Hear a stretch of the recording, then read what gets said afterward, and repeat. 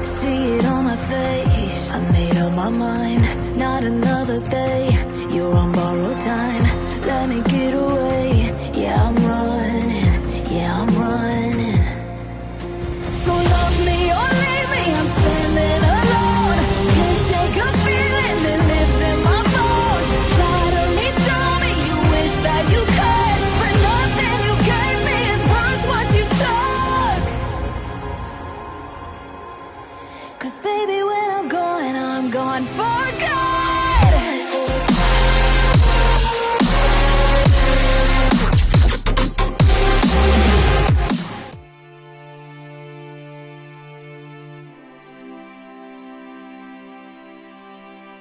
Melanjutkan dari kisah sebelumnya.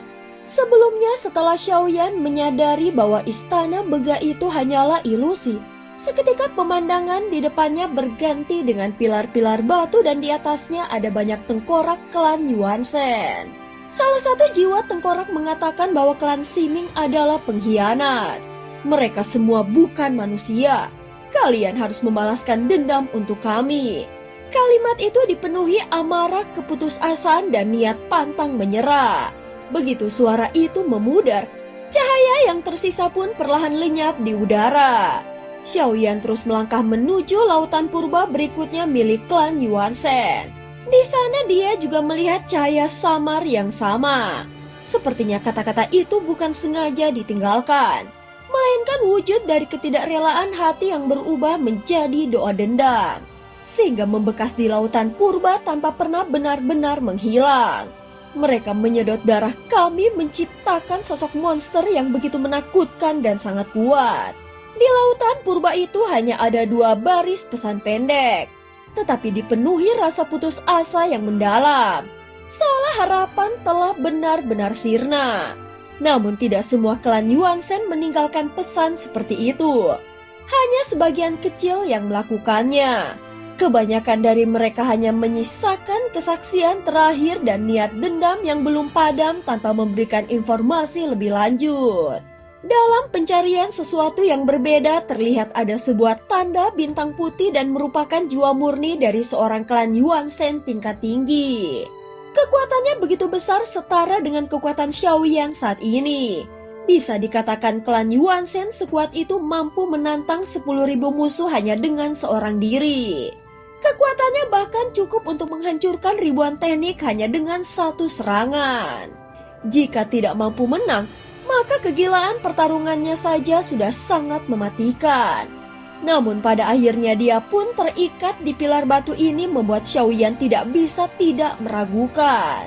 Apakah semua klan Yuan Shen ini benar-benar kalah dalam pertempuran? Ataukah mereka dijebak dengan cara lain seperti racun iblis yang menargetkan jiwa kelemahan paling fatal bagi klan Yuan Shen? Tragis, tak kusangka masih ada yang selamat dari klan Yuan Shen. Ketika cahaya di lautan purba itu menyala kembali, sosok bayangan jiwa perlahan terbentuk. Berbeda dari niat dendam sebelumnya. Kali ini benar-benar jiwa yang tersisa bukan sekedar kehendak. Jiwa itu tampak ragu sejenak lalu berkata dengan suara lemah. "Siapa kau wahai anak muda?" tanya sosok itu. "Apa yang terjadi di sini? Mengapa semua ini terjadi? Siapa yang melakukannya?" Tidak ingin membuang waktu, Xiaoyan segera mengajukan pertanyaan penting sebelum jiwa itu mulai lenyap. "Setelah klan kalian diburu, apa yang sebenarnya terjadi? Siapa yang menjebak kalian?" Jiwa purba itu segera menjawab perlahan. "Setelah klan Yuan Shen diburu, kami melarikan diri ke dunia Sanhai ini. Awalnya kami ingin beristirahat dan memulihkan diri. Namun kami terperangkap oleh intrik klan Siming yang licik yang berkhianat. Kami tahu mereka haus akan kekuatan darah klan Yuan Shen. Namun mereka berhasil menjebak kami dan menahan kami di tempat ini. Menggunakan darah dan energi kehidupan kami untuk menciptakan sebuah makhluk iblis. Kemudian makhluk itu berubah wujud menjadi manusia namun tetap memancarkan aura klan Yuan Shen." Jiwa itu berhenti sejenak. Suaranya semakin samar seolah waktu tinggal sedikit. "Mereka, klan Siming itu ahli menyembunyikan diri mereka.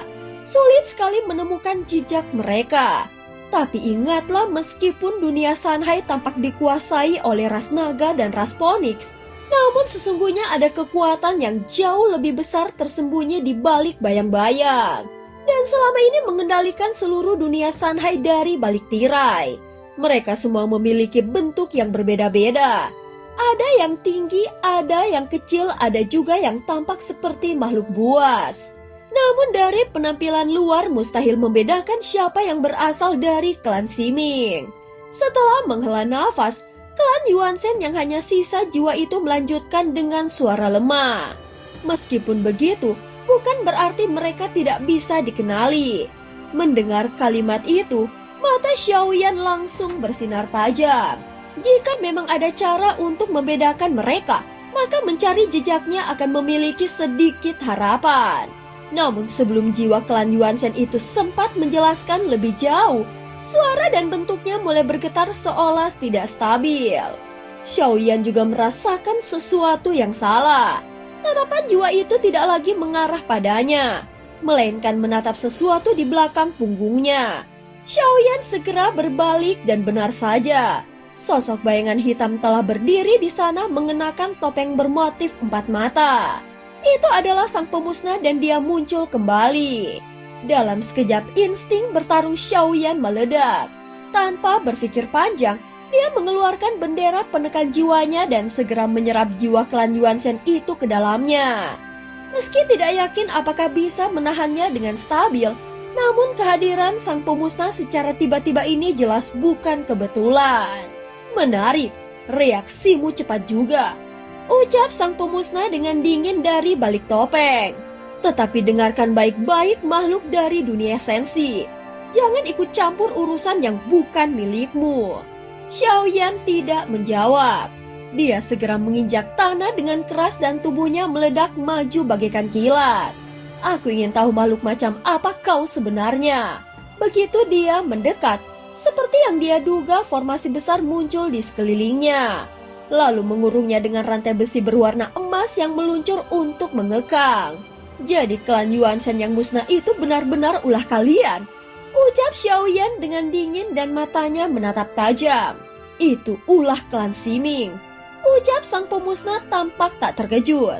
Saat ini Xiaoyan sengaja berpura-pura tidak mengenalnya, mencoba menangkap topeng di wajah makhluk itu. Namun sebelum tangannya menyentuh, suara berat menggema dari balik topeng. Jangan lupa di kehidupanmu yang lalu mengapa kau mati. Apakah di kehidupan ini kau masih berani mengulanginya lagi? Kalimat itu membuat jiwa Xiaoyan bergetar keras. Kata-kata ini hanya bisa diucapkan oleh seseorang yang mengetahui rahasia reinkarnasinya. Pada saat ini Xiaoyan menatap dingin dan menjawabnya. Ternyata kau mengenaliku. Kalau begitu, sebaiknya kau enyah dari sini. Aku tahu siapa kalian klan Siming. Kembalikan artefak reinkarnasi yang kalian curi. Atau aku tidak akan berhenti sebelum mendapatkan jawabannya. Sang pemusnah tertawa rendah dari balik topeng. Hei, jadi kau menuduhku dari klan Siming? Baiklah, kalau begitu pergilah dan cari mereka sendiri. Tetapi akan kuberikan satu nasihat, wahai Tuan Agung. Apa yang kau lakukan sekarang tidak berbeda dari kehidupanmu sebelumnya. Dan akhirnya pun akan sama. Kata-katanya mengisyaratkan ejekan. Tetapi Xiaoyan tahu dia tidak boleh menunjukkan keraguannya karena hanya sedikit yang tahu bahwa dia belum sepenuhnya mewarisi ingatan dari kehidupan terdahulu. Kalian hanyalah sekumpulan makhluk pengecut yang suka bersembunyi di balik bayangan. Apa yang kulakukan tak butuh nasihat dari kalian. Kau tahu siapa aku, bukan? Kalau begitu kenapa tidak membunuhku sekarang? Atau kau takut? Xiaoyan tertawa sinis sebelum melesat ke depan. Rantai emas itu kembali bergetar di sekelilingnya. Tetapi kali ini tubuh Xiaoyan memancarkan kekuatan suci yang bergetar keras. Kalau kau berani menghalangiku, aku akan meledakkan diriku sekarang juga. Kita lihat apakah kau berani menanggung akibatnya. Tentu saja Xiaoyan tidak berani benar-benar berniat meledakkan diri. Dia hanya ingin menguji reaksi dari sang pemusnah. Dan benar saja, sesaat setelah ancaman formasi emas itu perlahan lenyap, segera sang pemusnah tertawa lirih dari balik topengnya. Seperti yang kuduga dari Tuan Agung. Baiklah, lakukan sesukamu. Tetapi ingat konsekuensinya akan membuatmu menyesal. Begitu suara itu memudar, sosok sang pemusnah pun menyatu ke dalam bayangan dan menghilang begitu saja. Seolah dia dapat menembus ruang dan berpindah sesuka hati. Dulu kekuatan seperti itu mungkin mematikan bagi Xiaoyan, terutama di masa pertarungan antara dirinya dan Jiu Geng. Namun kini kekuatan seperti itu bukan lagi ancaman. Topeng hitam dan jubah gelap itu mungkin mampu meniru sebagian kekuatan aslinya. Tetapi pada akhirnya mereka hanyalah bayangan kosong dan tidak lebih dari ilusi berwujud. Dan seperti yang Xiaoyan duga, mereka memang tidak benar-benar berani menyerangnya. Dan cerita pun berakhir. Terima kasih udah dengerin Mihu dari awal sampai akhir ya. Sampai jumpa.